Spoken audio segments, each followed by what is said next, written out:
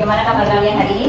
Baik. Alhamdulillah ya. Jadi hari ini Bu Eni akan mendampingi kalian dengan suatu kegiatan baru gitu ya, kegiatan baru yang akan kalian nanti terapkan di kelas ini dari sisa waktu yang ada. Toh kalaupun kamu naik kelas di kelas 9 pun terserah mau dipertahankan dari apa yang kalian bentuk hari ini atau ditambah atau dirubah gitu ya.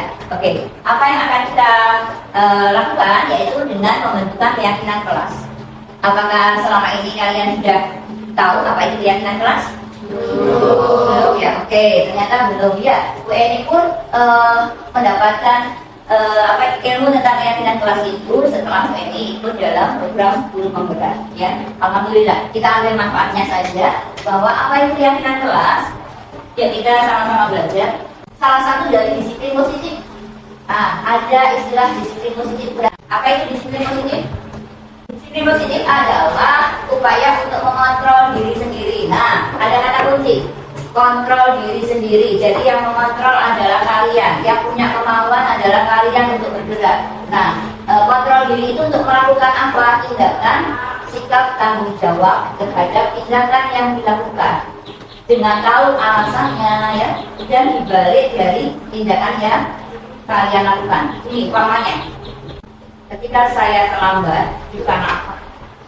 Apakah kesengajaan atau apa ya? Setelah itu muncul tanggung jawab diri kalian sendiri bahwa nanti di lain kesempatan tidak akan terulang kembali. Atau ketika kalian berkendaraan dengan sepeda motor di jalan kok dengan helm, apa sih fungsinya helm? Bukan karena takut dapat hilang sama polisi. Kalau kamu beranjaknya dari keselamatan diri sendiri, itu sudah menjadikan keyakinan, sehingga apapun di tempat yang sepi, yang tidak ada polisi, helm itu tetap terpakai. Paham? Ya, maka harapannya nanti ketika kalian membentuk keyakinan kelas itu didasarkan dari nilai-nilai yang ditumbuhkan pada diri kalian untuk untuk menjadi kesepakatan kelas kita agar kelas kita itu semakin baik ya, itu ya. Oke, kembali lagi langkahnya, Bu Eni akan bersama kalian. Kemudian kalian itu nanti masing-masing akan Bu Eni bagikan kertas kotak ya berwarna, dan silakan inspirasi, aspirasimu, gagasanmu ya yang terkait dengan pemikiranmu untuk kelas kita itu biar tertib, ya biar nyaman, ya biar enjoy kamu belajar itu bagaimana ya, kamu tuangkan dengan pernyataan-pernyataan yang positif. Jadi kalau pernyataan positif itu hindari kata-kata dilarang. Umpamanya dilarang menyontek. Apa sih balik dari menyontek itu? Keyakinan untuk percaya diri. Yang kalian tulis adalah percaya diri, seperti itu ya. Dilarang membuang sampah sembarangan. Maka tidak yang positif dengan kalimat apa? Tertib membuang sampah atau membuang sampah pada tempatnya, seperti itu. Jadi nanti kalau tidak ditulis diawali dengan kata-kata larangan gitu ya. Oke. Ini Bu Eni bagikan, kemudian ayo dibantu salah satu bantu ya.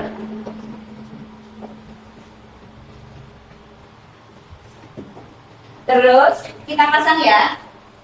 Setelah kamu tulis ya. Oke, yuk sekarang sudah ya, sudah. Oke, semuanya sudah dapat. Ayo kita di sini.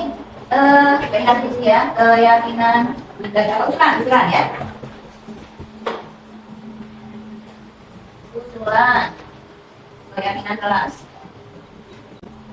Yes, silakan di bawah ini boleh kamu tempel secara urut. Yuk, mulai dari. Oke. Terus ya, begini ya. Oke, agak atas biar semuanya masuk ya. Ada terus ya. Oke, oke ya, nanti kita cermati bersama-sama. Yang sama-sama ada pemilihan kita gabungkan ya untuk menjadi kesepakatan pernyataan yang lebih universal. Atau dibantu siswa, dibantu Bu Eni untuk kira-kira ya, yang kira-kira sama kita ambil ya, yang kira-kira sama kita ambil. Kembali ke yang lain. Oke. Oh ya, oke, ya.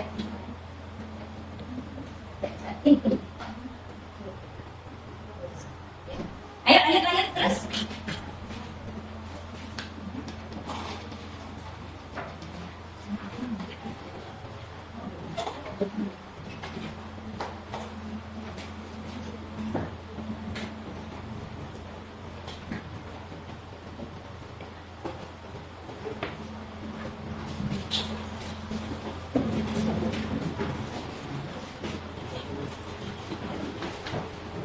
Yuk, segera yuk.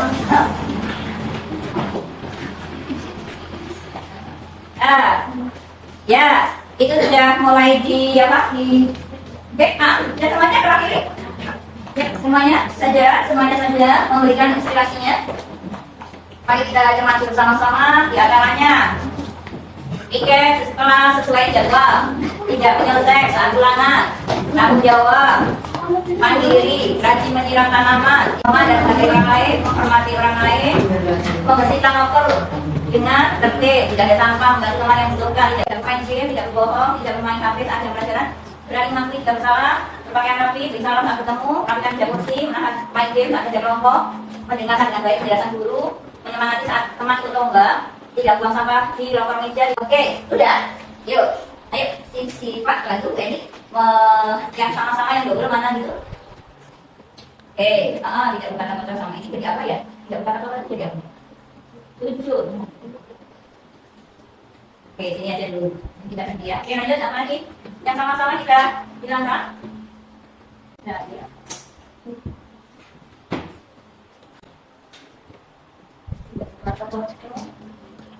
Oke ya, sudah ya, sambil menunggu.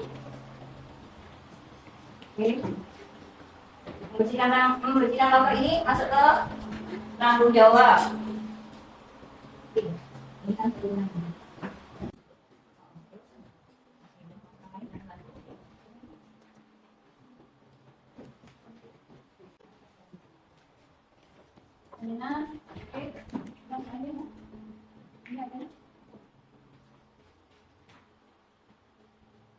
oke, dibantu sama udah, bantu Raya sama Vanessa. Biar bantu nak. Untuk anak-anaknya di sana nak, mengelompokkan. Yang jadi pilihan-pilihan. Hanya membantu belum mengelompokkan.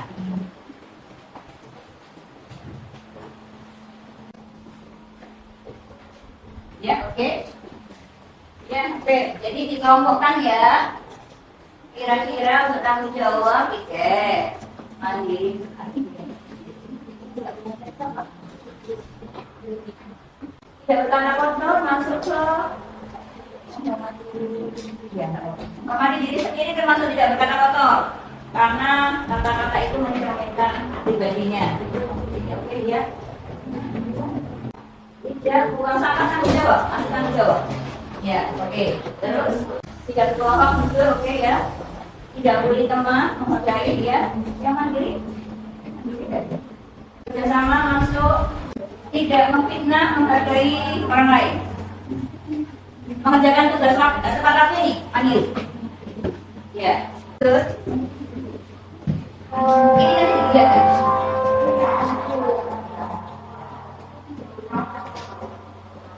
Masih banyak.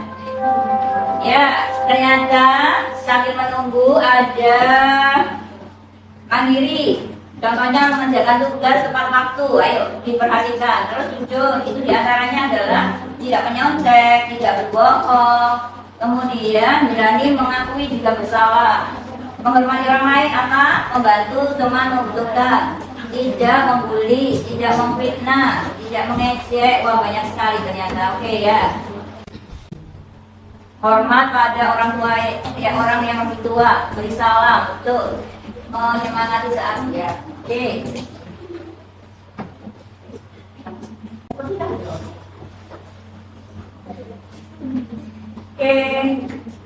Silakan.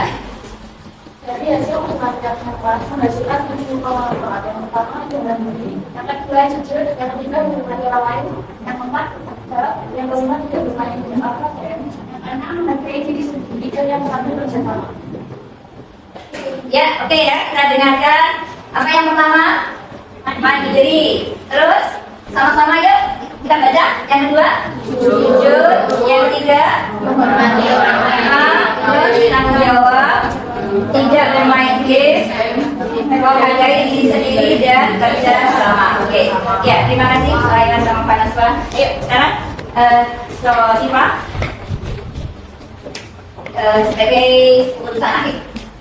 Jadi ketika kita sudah saling mengusulkan apa saja di akhir kelas yang nantinya akan menjadi dasar kehidupan atau pandangan dari kelas 8E. Dari usaha-usaha tadi ada 7 kriteria kelas. Yang pertama mandiri, jujur, menghargai orang lain, bertanggung jawab, untuk memimpin, diminta KBM, menghargai diri sendiri, dan jaga sama. Apakah semuanya setuju dengan usaha tadi? Setuju. Oke. Jadi karena semuanya sudah setuju, maka kita akan mengkomitmen sesuai kriteria kelas kita tadi. Jadi setelah kalian nanti akan memulai tanda tangan, semuanya tanda tangan, dan setelah tanda tangan ini berarti kita semua sudah setuju dan harus melaksanakan kriteria kelas yang sudah kita buat. Oke, ya terima kasih kita atur ya. Sekarang silakan menorehkan ya kayak rasa tubuh kamu di sini. Oke, yuk silakan saja siapkan pulpennya, yuk ya.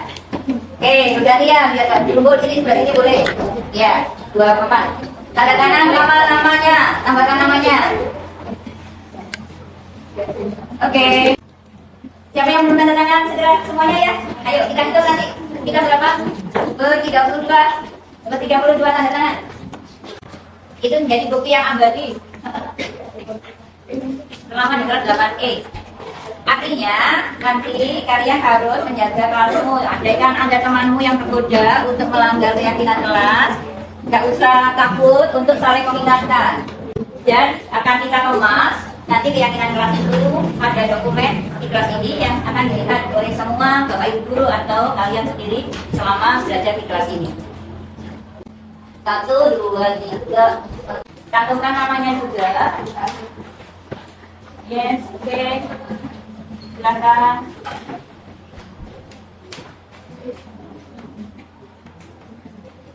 Oke, yuk siapa yang belum? 2, 3, 4, 5, 6, 7. Oke. Jadi dari tahu tanganmu.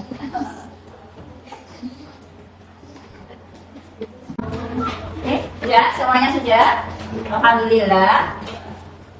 Alhamdulillah ya, jadi dengan berakhirnya kalian mencantumkan tanda tangan sebagai rasa setuju ya. Kemudian mari kita bangun etikat bersama ya.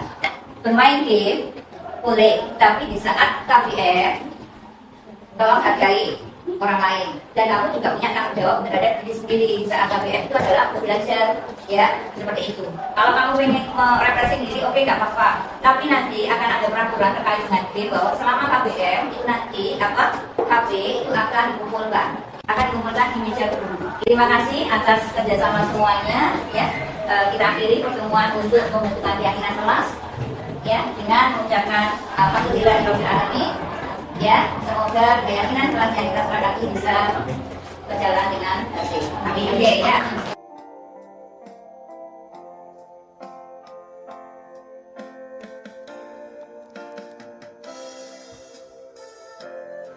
Budaya positif. Apa itu budaya positif gitu ya? Nah, ini budaya positif itu sebenarnya adalah nilai-nilai positif yang dianggap baik dan sebagai praktek baik di sekolah. Nah, tentunya budaya positif itu nanti akan diberlakukan di seluruh warga sekolah. Kita akan memulai awal untuk budaya positif di kelas 8C. Nah, untuk memulai itu kita membuat keyakinan kelas. Jadi kemarin sebelum libur itu anak-anak kita buat kesepakatan untuk memberikan usulan-usulan keyakinan apa yang terbaik di dalam hati masing-masing agar kelas ini semakin sama positif untuk semangat belajar dan sebagainya. Itu kita lakukan sebelum bulan Maret. Terus budaya positif itu terkait dengan disiplin positif. Nah, disiplin positif itu apa? Disiplin positif adalah disiplin diri untuk mengontrol dirinya dengan apa yang dia perbuat. Nah, harapannya tindakan yang diperbuat itu bisa menumbuhkan sikap tanggung jawab. Dan dengan sikap tanggung jawab itu pada akhirnya akan menimbulkan motivasi secara intrinsik. Jadi tidak apa-apa anak itu berbuat kesalahan, tapi dari kesalahan itu kemudian bisa menumbuhkan rasa tanggung jawab dengan kesalahannya dan bisa memikirkan langkah solusinya dia sendiri untuk memperbaiki dirinya. Seperti itu, harapannya seperti itu. Jadi sebenarnya guru itu tidak kayak perlakuan hukuman seperti itu, tidak tepat. Jadi bagaimana sebagai guru itu menggiring gitu ya, dengan dialog yang interaktif, menelusuri sebab-sebabnya dan sebagainya, kemudian memunculkan rasa tanggung jawab dirinya sendiri untuk merubah perilaku yang kurang baik. Ini yang diharapkan, dan seperti inilah yang dinamakan dengan proses restitusi. Seperti itu. Istilah-istilah itu yang saya dapat setelah mengikuti kegiatan guru penggerak tersebut. Nah, ini keyakinan kelas. Jadi keyakinan kelas adalah salah satu dari disiplin positif yang bisa diterapkan untuk membangun budaya disiplin di sekolah. Tentu ini yang kita lakukan adalah mendampingi siswa untuk membuat kesepakatan bersama, kemudian kita lakukan secara bersama. Jadi setiap ada pelanggaran kita ingatkan pada keyakinan kelas, termasuk mohon maaf di antara keyakinan kelas itu adalah tidak bermain game saat pembelajaran. Dan itu sebenarnya menjadi pilihan yang terakhir, tapi saya angkat karena kenyataannya anak-anak seperti itu dan kita belum memperlakukan pelarangan HP. Walaupun sebenarnya secara dampaknya itu banyak sekali penyalahgunaan HP yang itu sebenarnya akan diputuskan sesuai dengan tata tertib untuk tidak menggunakan HP. Akhirnya kontrolnya ke guru masing-masing. Nah, salah satu solusi dari ketergantungan bermain HP, sebenarnya HP itu tidak masalah, tapi kalau kita game itu sudah penyakit, sehingga untuk mengalihkan game itu nanti kita akan membuat aksi nyata yang akan kita rencanakan. Dan kelas yang kita sepakati yang pertama adalah menjaga untuk kelas ini. Alhamdulillah kemarin itu kita mendapat juara kelas Bapak Ibu, jadi kelas ini mendapat juara kelas untuk tingkat 8, kelas 8, sehingga kita harus mempertahankan dari kebersihan kelas dan kita sendiri. Terus nah, yang kedua adalah membangun tanggung jawab, jujur, terus tidak bermain game dalam hal ini pada saat KPM, menghargai diri sendiri dan orang lain. Itu adalah keyakinan kelas yang akan kita terapkan sampai nanti di akhir tahun. Semoga bisa berlanjut di tingkat selanjutnya. Yang kedua, ini Bapak, rancangan Bapak Ibu tentang jadi rancangan tindakan aksi nyata yang akan kita lakukan di kelas 8E adalah implementasi budaya positif 3 jurusan praktis, yaitu tindakan game, jujur, kerjasama, menghargai diri sendiri melalui literasi majalah diri sekolah. Jadi kita akan mewujudkan majalah dinding kelas yang dimana kita lihat papan belakang itu masih kosong dan selama saya masuk itu belum terisi dan belum termanfaatkan, maka saya punya ide untuk membuat dinding kelas, majalah dinding kelas. Kemudian sementara kelanjutannya ke depan, program ini berjalan 3 bulan. Maka di awalnya kita masih menggunakan majalah dindingnya secara biasa, 2 dimensi aja praktek. Namun nanti kita akan wujudkan ke majalah dindingnya online. Nah, dari online itu barangkali kita sudah membentuk tim majalah dinding online, namun saya belum berkesempatan untuk memberikan pelatihan. Nah, nanti insya Allah saya sudah berkonsultasi dengan sekolah. Nanti dari tim majalah dinding itu akan diadakan pelatihan yang terkait dengan keterampilan membuat majalah dinding online. Dan saya kaitannya dengan fasilitas, insya Allah sekolah akan memberikan dukungan seperti itu.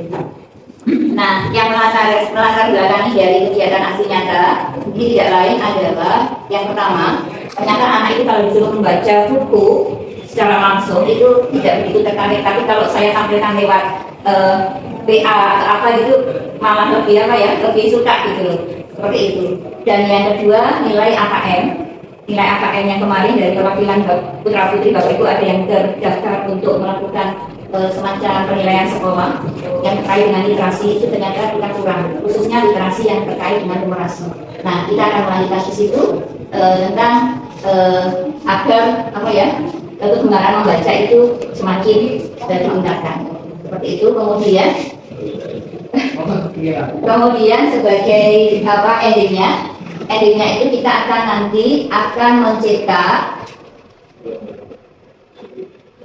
tujuannya dulu ya Mbak. Tujuannya kita perhatikan juga adalah siswa akan membaca dan menulis karya sendiri dan karya orang lain. Minggu ini masing-masing siswa-siswi Bapak Ibu saya mohon untuk membuat karya dalam bentuk apapun, bisa puisi, bisa lagu, bisa gambar, bisa artikel, cerita pendek dan sebagainya yang terkait dengan nilai-nilai yang akan kita angkat, nilai budaya positif, jujur, tanggung jawab dan sebagainya. Nah, itu nanti kita kemas di dalam politik majalah dinding, dikemas untuk selalu ditampilkan di papan belakang itu. Terus kemudian kalau ukurnya yang pertama adalah terbentuknya cuma di kelas ya, yang tangguh dan komitmen. Jadi memang keberhasilan dari tim kelas mandiri ini sangat menentukan sekali. Yang kedua adalah adanya duta baca dan duta menulis di setiap 2 pekan. Jadi nanti siapa yang membaca itu akan membuat list, termasuk yang online itu juga akan membuat listnya. Nanti dari sekian frekuensi mereka yang membaca itu nanti kita angkat sebagai duta membaca atau duta menulis. Yang berkarya, sering berkarya kita akan memberikan penghargaan nanti. Seperti itu.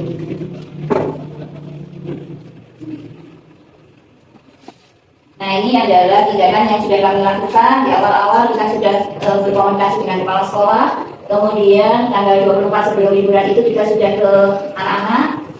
Tapi untuk di bulan waktu liburan itu kami sempat berpikir ulang karena kami sibuk mengerjakan rapor, sementara juga menghadapi anak-anak yang ikut sehingga terjeda. Nanti akan kita mulai lagi setelah kita KBM. Yang penting nanti hasil dari apa yang kita lakukan akan saya selalu lakukan kepada Bapak Ibu. Ya, kemudian itu akan menjadi bahan laporan saya untuk aksi nyata yang akan saya beri. Nah, tentu dukungan ini sangat kita butuhkan sekali. Yang pertama adalah semangat dari murid-murid sendiri. Saya katakan bahwa Bu Eni tidak ada artinya tanpa partisipasi kalian semua. Karena ini adalah karya bersama, jadi semuanya harus komitmen. Terus sarana-prasarana insya Allah, terus peran serta orang tua, masuk maaf, barangkali nanti suatu ada Zoom di antara kami, ya dari teman-teman tim majalah ini. Oh enggak Bu, itu kami lakukan. Terus ini nanti insya Allah apapun saya masih minta apa ya, mungkin kadang pendapat Bapak Ibu dan sebagainya, saran dan sebagainya yang itu akan saya lewatkan di grup Abdilban. Saya pikir ini monggo. Kenapa monggo Pak monggo. Ini adalah sekelumit ya informasi awal yang terkait dengan aksi nyata dan yang nanti.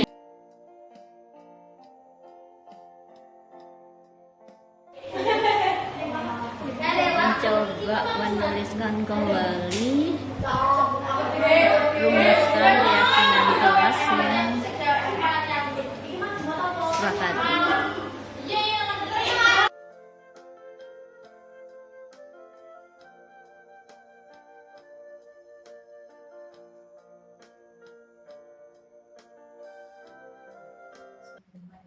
Assalamualaikum warahmatullahi wabarakatuh.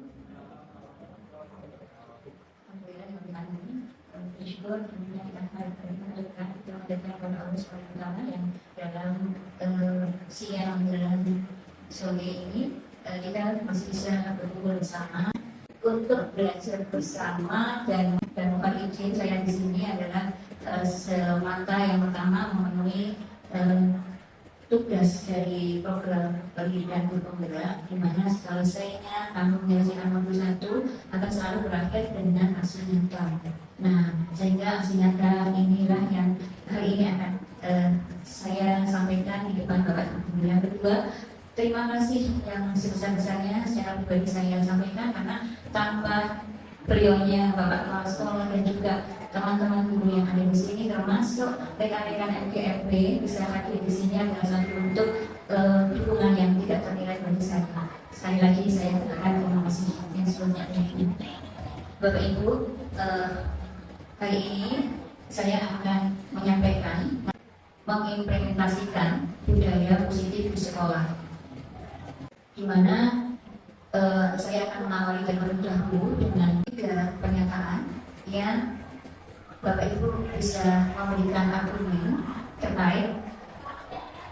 Yang pertama adalah 1. Hukuman dapat mendisiplinkan anak. Yang kedua, pemberian hukuman dengan hal positif seperti membaca, membersihkan halaman sekolah dapat meningkatkan disiplin anak. Yang ketiga adalah memberi penghargaan dapat meningkatkan motivasi belajar anak. Yang ketiga pernyataan ini barangkali dari Bapak Ibu bisa memberikan pendapatnya, setuju atau tidak setuju. Jika setuju apa alasannya, dan jika tidak setuju apa alasannya. Maka silakan. Ini Pak senyum-senyum, maka begini mungkin malu. Saya mungkin nomor 2. Jadi kalau dengan ada pemberian hukuman dengan hal positif, ini seperti membaca. Karena kalau ada kegiatan membaca, membersihkan halaman sekolah, ini masih yang sifatnya nanti kedepannya juga positif. Walaupun mungkin awalnya dan terpaksa, bisa jadi ini menjadi sebuah kedisiplinan. Iya, kalau menurut saya. Kalau nomor satu, saya tidak setuju. Hukuman dapat mendisiplinkan anak pada anak-anak yang sekarang ini lebih banyak anak-anak itu dengan adanya punishment. Iya, ini cenderung anak justru malah semakin menjadi ya, dengan adanya hukuman. Jadi lebih baik itu sebenarnya ya kita ingatkan dulu, kalau tidak ada bisa dengan arah kesepakatan. Nah, kesepakatan, mungkin ada kesepakatan kelas. Adanya kesepakatan, pertama diingatkan, ini kan ke arah kesepakatan. Dan kedua, kalau tidak ada, baru bisa dengan hukuman atau dengan hal yang sifatnya positif. Kalau yang nomor 3, memberi penghargaan, ini bisa iya, bisa tidak. Tapi cenderungnya ada dengan adanya penghargaan itu sebenarnya malah bukan memrovokasi gitu. Jadi ya bisa jadi itu pada anak-anak tertentu. Tapi kalau pada sebagian banyak anak bisa itu terjadi, bisa ada hal-hal yang kurang mengingatkan juga pada yang lain.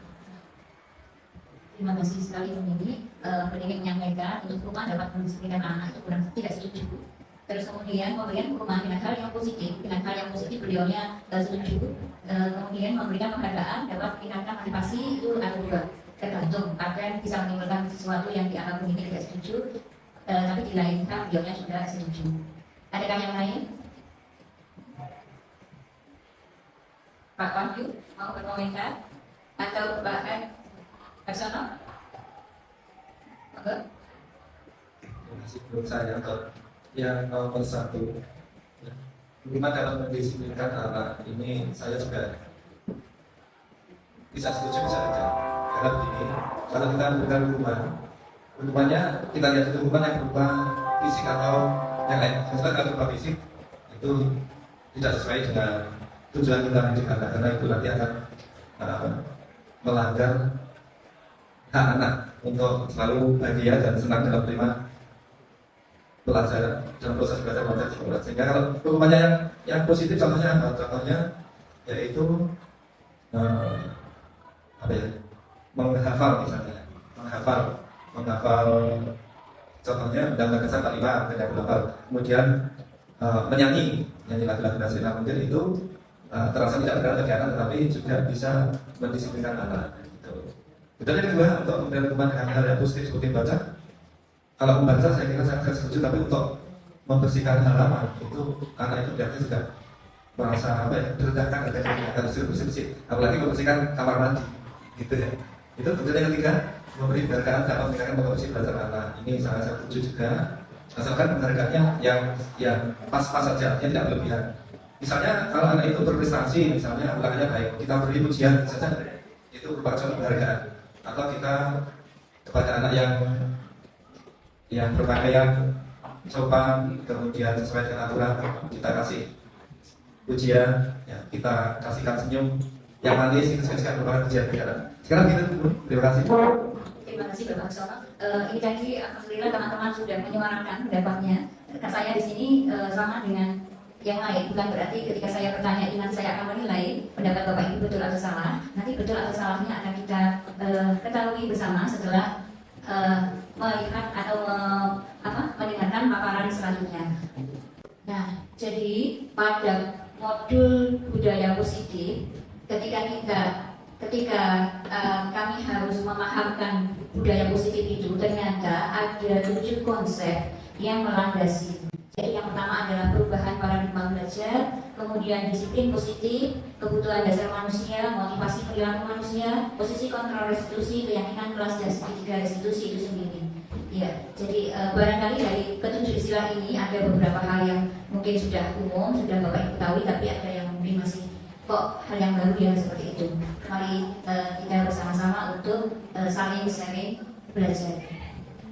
Nah, bahwasanya budaya positif itu memang diawali dengan perubahan paradigma tentang teori kontrol. Nah, teori kontrol itu apa sebenarnya? Maka selama ini mungkin guru itu, bagi saya sendiri, guru itu lebih punya power, punya kemauan, punya kekuatan ketika kita ingin memperlakukan anak itu sesuai dengan harapan kita. Nah, seperti itu. Nah, apakah kebiasaan-kebiasaan yang kita lakukan selama ini adalah sudah tepat gitu ya? Nah, ini adalah ilustrasi atau semacam nanti kita akan melakukan praktek drama sebentar saja, yaitu terkait dengan teori kontrol. Di sini ada dua orang, yang satu memegang sesuatu di dalam genggamannya dan berusaha untuk dipertahankan, sementara yang satunya ini berkeinginan sekali untuk tahu apa yang dipegang dan berusaha untuk menggoda agar pegangan itu terlepas sehingga dia tahu apa yang ada di dalam yang dia pertahankan.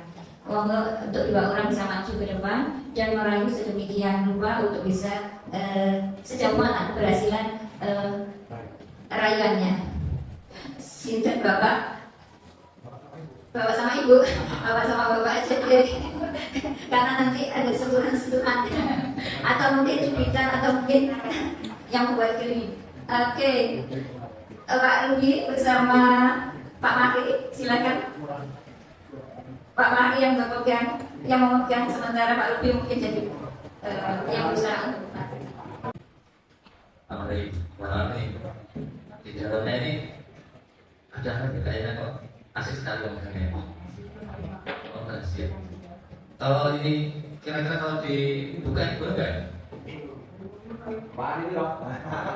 Kenapa nggak boleh?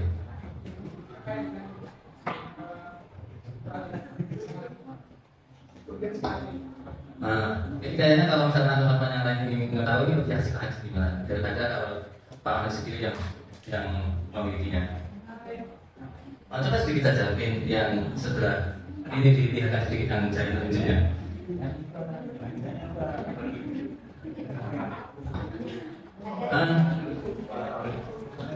Pak mungkin bisa membantu saya nih untuk membuka.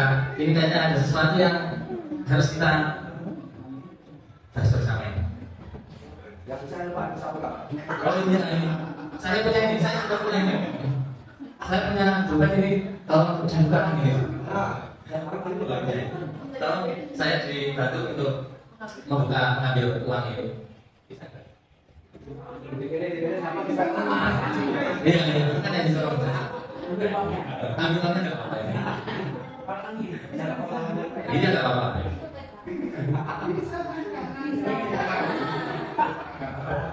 Oh, ternyata saya tidak bisa buka. Terima kasih pemain-pemainnya. Jadi ini tadi adalah semacam praktek sederhana yang bisa memberikan gambaran bahwa ketika seseorang itu ingin mengontrol orang lain itu Pak Ruby tidak berhasil. Bagaimana sebenarnya untuk upaya kontrol diri itu ada pada siapa gitu ya? Apakah kita sebagai guru yang kita berhadapan dengan siswa itu bisa mengontrol siswa dengan kemauan kita, ataupun ketika siswa itu berubah itu karena pengaruh dari kontrol kita gitu. Nah seperti itu. Ternyata bahwa dijelaskan lebih lanjut. Nah ini ternyata di dalam teori kontrol itu dijelaskan bahwa semua perilaku manusia itu memiliki tujuan. Jadi kalau ketika seseorang itu mempertahankan apa yang dia lakukan, itu dia tentu mempunyai tujuan. Bahkan juga ketika siswa itu memiliki kesalahan, dari kesalahan siswa itu seharusnya ketika mungkin kita akan memberikan hukuman dan sebagainya itu perlu untuk tidak langsung menjustis, karena mereka itu melakukannya juga punya tujuan. Dan tujuan dan mereka berbuat itu ternyata ada dasarnya, ada sesuatu pemenuhan yang belum dirasa untuk dimiliki oleh siswa itu sendiri. Jadi ternyata di dalam perilakunya siswa itu terselip pemenuhan kebutuhan dan juga teori alasan anak itu berbuat. Nah kemudian yang kedua adalah disiplin positif. Disiplin positif itu merupakan disiplin atau kontrol diri, bahwa sebenarnya kontrol diri itu ada pada diri sendiri, tidak bisa terpengaruh oleh orang lain, dan orang lain sebaliknya tidak bisa memaksakan diri untuk mengontrol. Kalaupun orang yang dikontrol itu berubah, itu bukan berarti karena pengaruh dari sekitarnya, tapi dari dorongan dirinya sendiri. Itu yang diharapkan, yang merupakan pembenaran atau penerusan dari teori kontrol.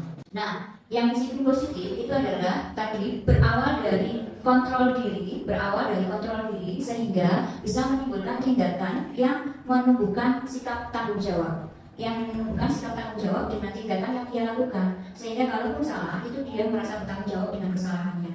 Seperti itu, dan itu akan terjadi jika di dalam jiwa siswa itu sudah mulai tumbuh motivasi intrinsik. Nah kemudian kita perlu mengenal apa saja sih sebenarnya kebutuhan dasar manusia itu. Ternyata yang pertama adalah kebutuhan bertahan hidup, cinta dan kasih sayang, penguasaan, kemampuan atas kemampuan, kebebasan, ya, dan kesenangan. Jadi anak-anak itu berdua ternyata tersembunyi, ya, tersembunyi dorongan atas pemenuhan salah satu atau sekian dari kebutuhan dasar manusia. Nah, sedangkan bagaimana si manusia itu berperilaku itu ternyata dimotivasi oleh 3 hal. Yang pertama, untuk menghindari ketidaknyamanan atau hukuman. Jadi dengan menghindari ketidaknyamanan hukuman itu nanti akan terpikir apa yang akan dia dapat, gitu, apa yang akan dia ketika dia tidak melakukan itu, gitu. Kemudian untuk mendapatkan imbalan. Nah, ketika saya berbuat itu nanti apa yang akan saya dapatkan, ya. Terus yang ketiga adalah untuk menjadi orang yang mereka inginkan dan menghargai diri sendiri dengan nilai-nilai yang dipercaya. Nah, untuk yang ke-1 dan yang kedua, menghindari ketidaknyamanan atau menghindari hukuman atau sebaliknya untuk mendapatkan imbalan itu terdorong dari motivasi eksternal. Di mana motivasi eksternal kita akan tahu bahwa sifatnya itu hanya sementara. Sementara untuk motivasi internal itu adalah untuk lebih menghargai dirinya sendiri dengan nilai-nilai kebenaran yang dia percaya.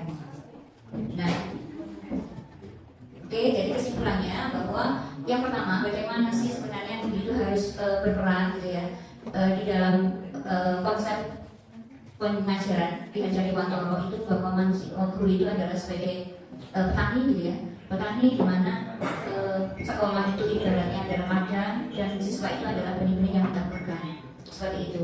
Nah, bagaimana benih itu akan tumbuh dengan baik, bagaimana tumbuh terlepas dari bahaya dan sebagainya itu tergantung dari upaya petani itu sendiri untuk merawat sebaik-baiknya. Terus yang kedua, bahwa siswa kita itu sebenarnya adalah bukan kertas yang kosong. Di dalam kertas yang kosong itu masih ada tulisan-tulisan tipis yang guru itu dituntut untuk bisa menebarkan tulisan itu. Artinya apa? Guru itu tidak mendete, tidak membuat apa ya, tapi guru itu adalah penuntun. Guru itu adalah pamo, amo, ya, seperti itu. Jadi dia hanya mengarahkan sebagai fasilitator dan sebagainya untuk anak itu tahu potensi dirinya, dan nanti guru itu dengan kepiawaiannya masa. Dan alhamdulillah dari teman-teman SMP 1 Pacitan itu benar-benar ya, karena hampir setiap Seninnya di upacara itu selalu, mohon maaf ini mungkin bisa membuat yang untuk sekolah lain, bahwa setiap hari Senin itu selalu terkenal kejuaraan prestasi dari siswa-siswi SMP 1 Pacitan, dan itu tentu tidak lepas dari potensi anak yang sudah terasa dan juga oleh guru itu sendiri yang sudah terlatih, ya, sudah mengenal bagaimana si A si B itu harus meningkatkan masa potensinya secara maksimal. Kembali ke sini, jadi budaya positif itu sebenarnya adalah rangkaian dari perwujudan nilai-nilai atau keyakinan universal. Nah, nilai-nilai atau keyakinan universal itu sendiri apa, gitu ya? Adakah yang sama itu mungkin Bu Ami? Nilai-nilai dan keyakinan universal itu apa kira-kira, di antaranya apa? Atau bahkan mungkin dari masing-masing peserta di sini mulai berpikir, ya, apa budaya positif? Monggo. Terima kasih. Saya akan coba menjawab pertanyaan Bu ini. Apa yang dimaksud dengan keyakinan universal? Dan sejauh ini pemahaman saya, keyakinan universal adalah keyakinan yang bersifat umum, diakui oleh semua pihak atau di belahan dunia manapun sepakat bahwa keyakinan ini adalah keyakinan yang baik. Sehingga keyakinan universal di sini yang dimaksud adalah keyakinan yang baik atau yang positif. Misalnya saja menghargai orang lain, kolaborasi, gotong royong, jujur, disiplin, kreatif, tepat waktu, budaya antri. Biasanya untuk keyakinan ini antara belahan satu dengan belahan dunia yang lain atau berlaku di mana saja baik. Semuanya bersifat baik karena ini kata keyakinan universal di sini mengarah ke keyakinan yang baik, kan, keyakinan yang positif, sehingga akhirnya menjadi budaya yang positif. Kalau di sekolah kita tadi ditanya sekolah kita ya di sekolah kami di SMP bisa kita beberapa keyakinan yang sudah menjadi budaya. Antara lain ada 10 budaya positif, dan itu berusaha untuk diinternalisasikan ke siswa. Ada di banner yang di pintu masuk tadi. 10 budaya positif ada budaya malu untuk terlambat, malu untuk tidak jujur, malu untuk menyontek. Artinya di sini semuanya mengarah ke budaya jujur, kemudian kolaborasi, kemudian menerapkan melaksanakan keyakinan sesuai agama dan percayaan masing-masing. kemudian membuang sampah pada tempatnya, itu juga termasuk budaya positif yang sudah berlaku di sekolah kami. Sudah budaya di sini artinya di atasnya kesadaran dan budaya tidak perlu diingatkan. Juga budaya literasi itu menurut kami sudah budaya.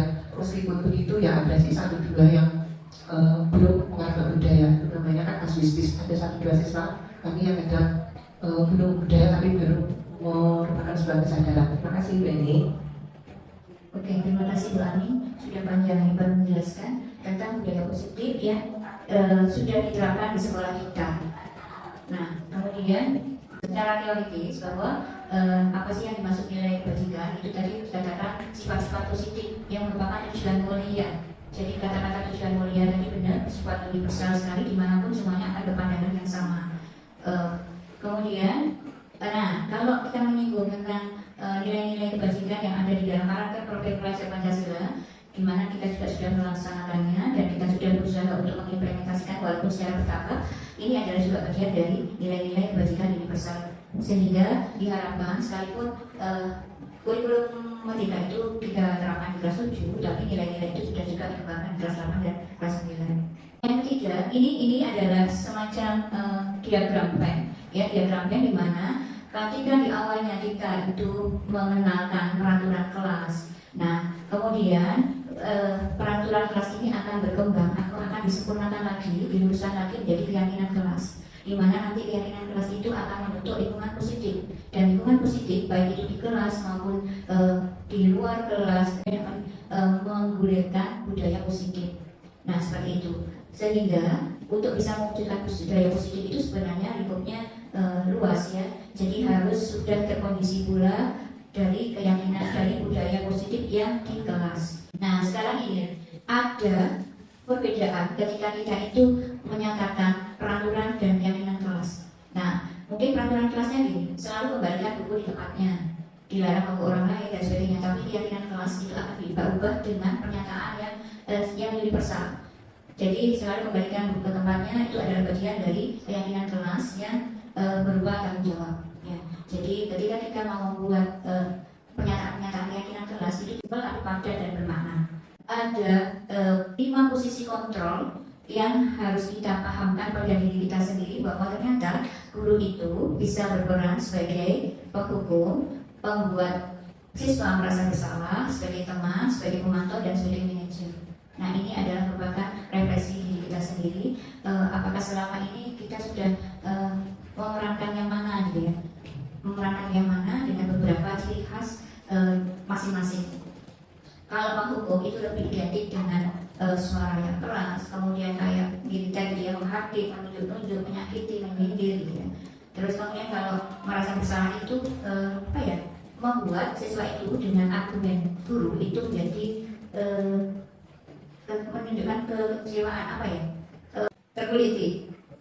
Nah ini, kemudian sebagai teman, mungkin saya sendiri lebih terbiasa memerankan sebagai teman. Nah, sehingga terkadang kebablasan. Sehingga harapannya itu kita bisa biar lebih akrab gitu ya. Tapi terkadang disalah tafsirkan. Sehingga anak itu merayunya berlebih-lebihan dan kita memerankan sebagai seorang ibu atau sebagai orang tua ke anak gitu, yang kadang memenuhi aja apa yang dia inginkan ya, seperti itu. Nah, kalau memantau itu memang lebih ke memantau mengikuti perkembangan.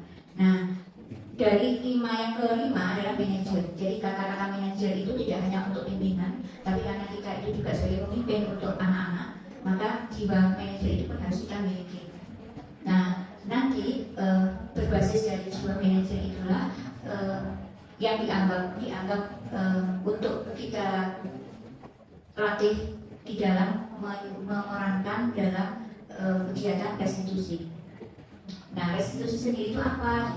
Restitusi sendiri adalah proses menciptakan kondisi bagi si murid untuk memperbaiki kesalahan mereka. Jadi di saat siswa itu mengalami kesalahan, jadi sebenarnya kesalahan itu mulai dari bukan hanya tugasnya BP ketika harus meluruskan, tapi karena kita itu selalu berhubungan keras dengan siswa, maka restitusi itu harus sudah mulai dibiasakan gitu ya. Nah, Untuk tahu apa itu restitusi, yaitu menciptakan proses kondisi bagi murid untuk memperbaiki kesalahan mereka. Nah, tujuannya adalah tadi bahwa menumbuhkan disiplin yang positif. Kemudian disiplin yang positif itu bukan berarti menyenangkan orang lain atau memuaskan gurunya, tapi lebih ke menumbuhkan inisiatif sendiri untuk menghargai dirinya sendiri, ya, dalam melaksanakan nilai-nilai kebajikan. Selanjutnya, dari salah satu kegiatan restitusi itu dikenalkan dengan segitiga restitusi, di mana segitiga restitusi itu adalah suatu dialog, gitu ya, dialog yang memiliki tahapan-tahapan yang nanti akan menghasilkan murid yang mandiri dan bertanggung jawab. Nah, tahapan dari segitiga restitusi sendiri itu apa? Yang pertama adalah menstabilkan identitas, yang kedua adalah validasi tindakan yang salah, dan yang ketiga adalah menanyakan keyakinan. Pada saat menstabilkan identitas itu berdasarkan prinsip bahwa kesalahan yang dia perbuat itu adalah bagian dari proses pembelajaran. Terus kemudian ini adalah contoh-contoh pernyataan guru ketika menerapkan tahapan dari stabilitas identitas. Sedangkan validasi tindakan yang salah itu bahwa prinsip bahwa setiap perilaku yang dilakukan itu berusaha untuk memenuhi suatu kebutuhan tertentu. Jadi guru perlu menelusur dan mencari dari kelima kebutuhan yang 5 kebutuhan tadi mana yang belum terpenuhi. Kemudian mengenali dan mengakui kebutuhan murid yang nanti akan memperbaiki hubungan dengan siswanya. Yang ketiga adalah menanyakan keyakinan. Menanyakan keyakinan dengan memberikan pernyataan-pernyataan yang bermakna dan menunjukkan motivasi secara intrinsik. Ini mungkin lebih akan bisa kita kenali dengan praktek ya Bu. Jadi contohnya saya melakukan praktek yang pernah saya lakukan sebagai bentuk juga dari tugas pendidikan guru penggerak itu adalah memunculkan 2 kasus, di mana kasus yang pertama adalah adanya seorang anak yang kesal terhadap teman satu kelompoknya karena dengan emosi dia memarahi, memaki dan mencoret nama temannya dari daftar kelompok sehingga sempat terjadi perselisihan gitu ya. Nah seperti itu. Saling mengingatkan nanti kebaikan dan saling menghormati dinamika. Apakah saling menghormati dan menghargai sama teman itu apa ya itu? Kalau penting program apa yang disampaikan saat kamu adalah esensial Harus bisa menahan emosi dan lebih bisa baru bersedia untuk memperbaiki masalah ini. sangat bersedia. Dengan apa? Saya akan meminta maaf kepada Islam dan meminta Islam untuk menyelesaikan tugas kelompok dan amal Islam akan saya lakukan. Wah, itu bekal dan bagus sekali ya. Oke, kalau itu tetap semangat ya, dan selalu semangat untuk mengajak kebaikan untuk orang lain dan menghargai, menghormati teman ya, jaga kekompakan ya. Baik, kalau itu kembali ke kelas, temui Risma dan kembali rukun ya. Terima kasih. Oke, ya sama-sama. Assalamualaikum. Waalaikumsalam. Kontrol dan ini aku tidak ikut bekerjasama dalam tugas kelompok. Aku tidak ikut bekerjasama. Aku dalam kelompoknya. Waalaikumsalam warahmatullahi wabarakatuh. Silakan. Arum ya. Oke, Arum. Apakah Arum tak kenapa Bu Eni bincang sama? Ya, saya minta maaf tadi saat tugas kelompok saya benar-benar Main tim ya. Kan? Ya Bu, apalagi kalau pernah rasanya kayak misalnya kalau apapun rasanya kayak terus saya kan penasaran. Ya gitu, iya memang seru ya main game itu. Bu Eni nggak pernah main game, hanya sekali atau bersama. Bu Eni memahami bagaimana aku happy bermain game saat itu. Tapi apakah Arum merasa tepat bermain saat pelajaran dan kelompokmu apakah mengizinkan? Sementara mereka belum selesai mengerjakan tugasnya. Saya tidak berjanji, saya menurut teman sekelompok saya. Saya bilang sudah menulis materi.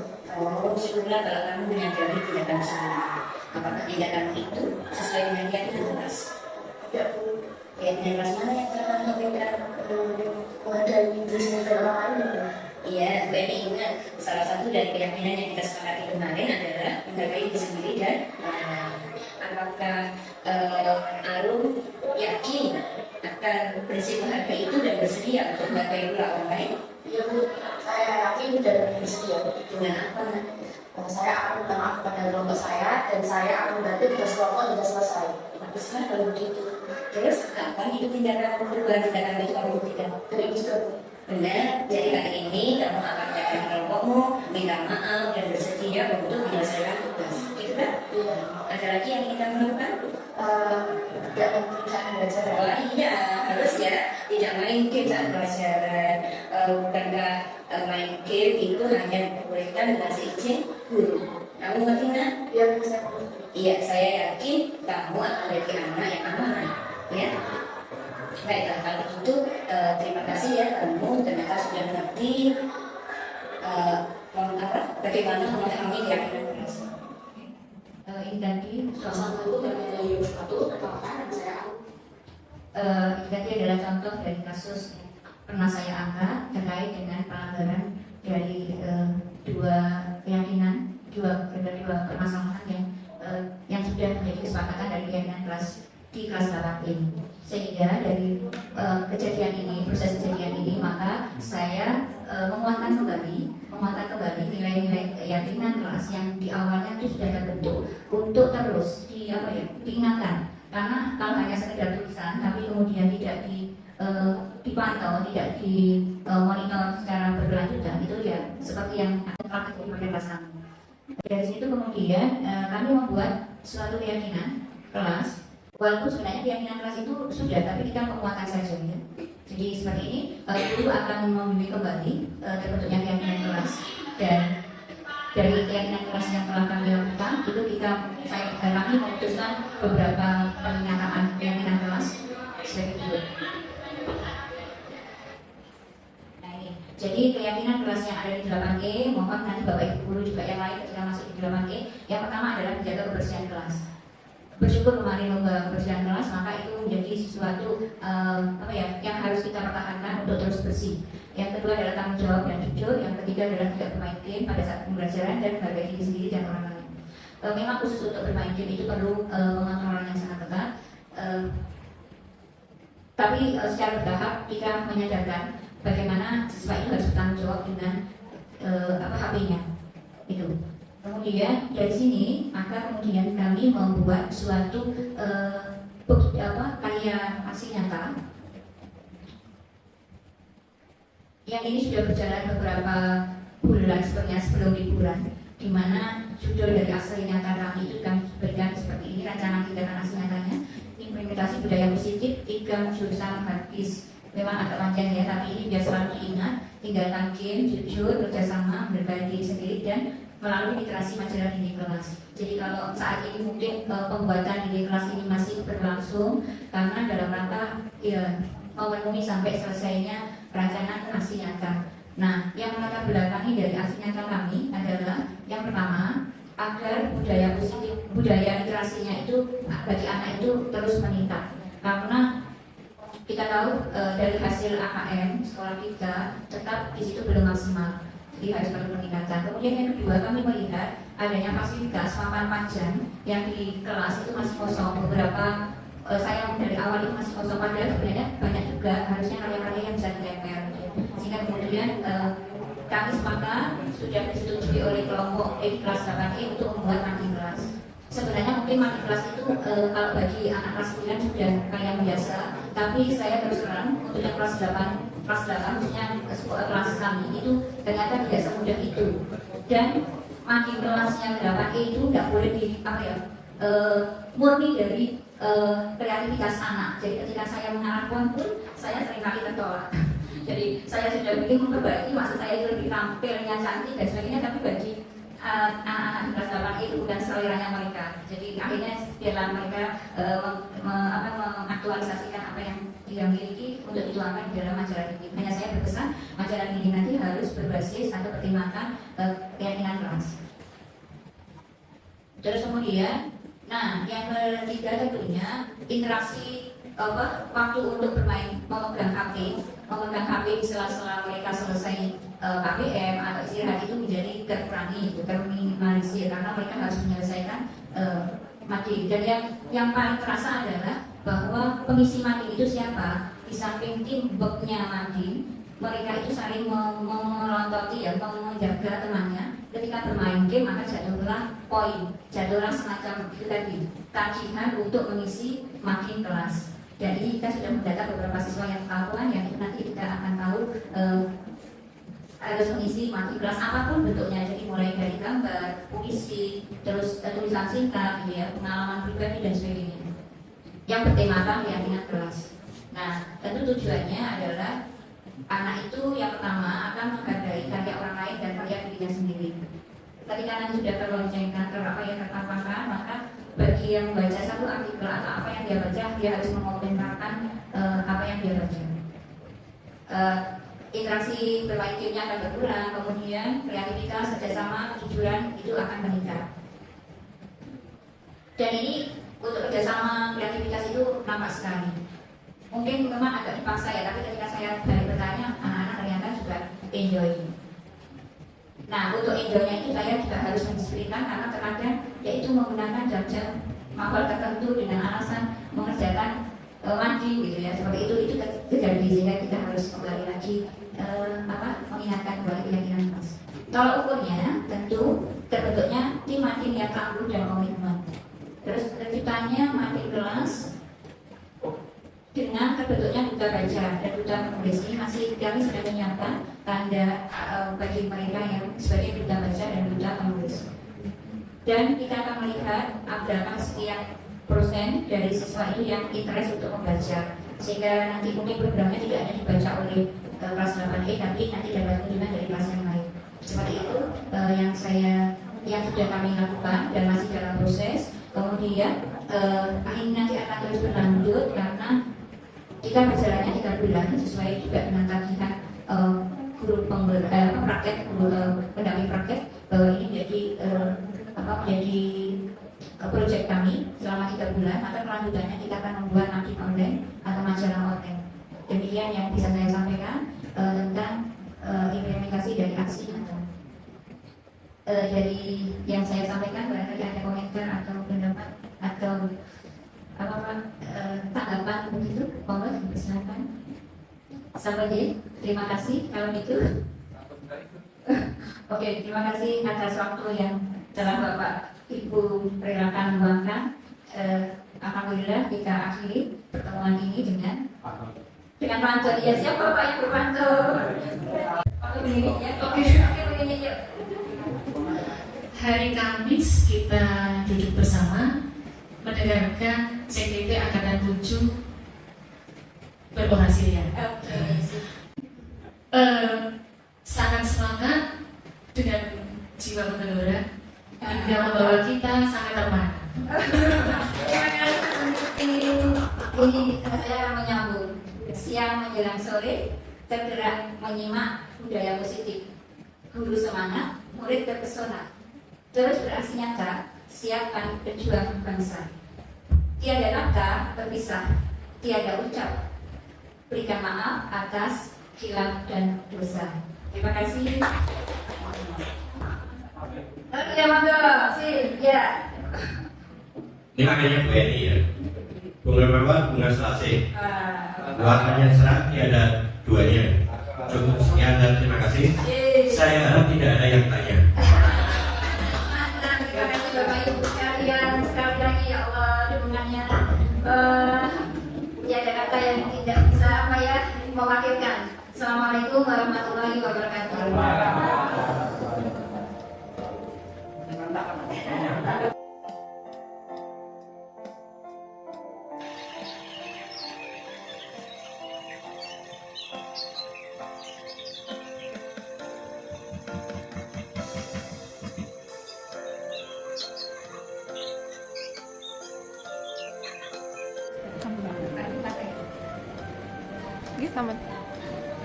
Terima kasih atas waktu yang diberikan. Di sini saya akan sedikit memberikan tanggapan mengenai apa yang disampaikan oleh Ibu Eni Kusnawati, yaitu mengenai budaya positif yang ada di SMP Negeri 1 Pacitan. Luar biasa apa yang sudah disampaikan oleh Ibu Eni dengan bahasan yang tadi sudah disampaikan dari awal sampai akhir, membuat kita menjadi lebih paham bagaimana kita memperlakukan seorang siswa apabila siswa tersebut itu melakukan kesalahan. Ternyata kami mendapatkan ilmu yang baru, yaitu ada namanya segitiga restitusi, di mana dalam penanganan anak yang merasa bersalah, agar anak tersebut tidak menjadi anak yang hatinya merasa sangat bersalah itu ternyata ada trik-triknya, yaitu melalui segitiga restitusi, yaitu 3 tahapan. Yang pertama adalah identifikasi masalah, kemudian yang kedua adalah menanyakan keyakinan, kemudian yang ketiga adalah mengakui kesalahan. Luar biasa Bu Eni atas ilmu yang diberikan oleh Bu Eni kepada kami. Insya Allah nanti akan kami lakukan untuk anak didik kami agar bisa mencontoh apa yang sudah dilakukan oleh Bu Eni. Terima kasih Bu Eni, luar biasa. Assalamualaikum warahmatullahi wabarakatuh.